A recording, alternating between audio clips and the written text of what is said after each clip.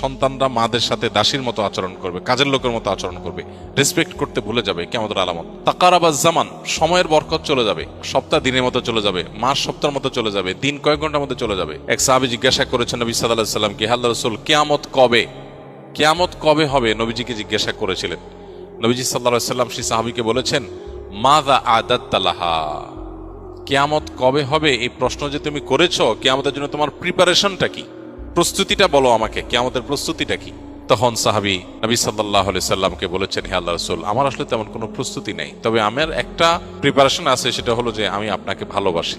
নবী সাল্লাল্লাহু আলাইহি সাল্লাম বলেছেন, আলমার ও মা আমান আহাব ইন্নাকা মা আমান আহবাবত, তুমি যাকে ভালোবাসো তার সঙ্গে তোমার কিয়ামত হবে, তার সঙ্গে তুমি থাকবে। এই জন্য কিয়ামতের সময়ক্ষণ ঠিক কবে হবে এটা অনুসন্ধানের চাইতে গুরুত্বপূর্ণ হলো, বা এটা অনুসন্ধান করে আসলে ঠিক এক্সাক্ট সময় আমরা বের করতে কেউ কোনোদিন পারবোই না। আলামতগুলো প্রকাশিত হচ্ছে একের পর এক, সময় ঘনিয়ে আসছে, যে কোনো মুহূর্তে মৃত্যুর মাধ্যমে আমার ব্যক্তিগত কিয়ামত শুরু হবে, আমার নিজের কিয়ামত শুরু হয়ে যাবে। ইদা মাতাল ইনসান ফাকাদ কামাত কিয়ামাতুহু, মানুষ মারা গেলে ওইটা একজনের কিয়ামত। আর সামগ্রিক যে কিয়ামত গোটা সৃষ্টি জগতের, সেটাও অতি সন্নিকটে। আমাদের দরকার হলো প্রস্তুতি গ্রহণ করা।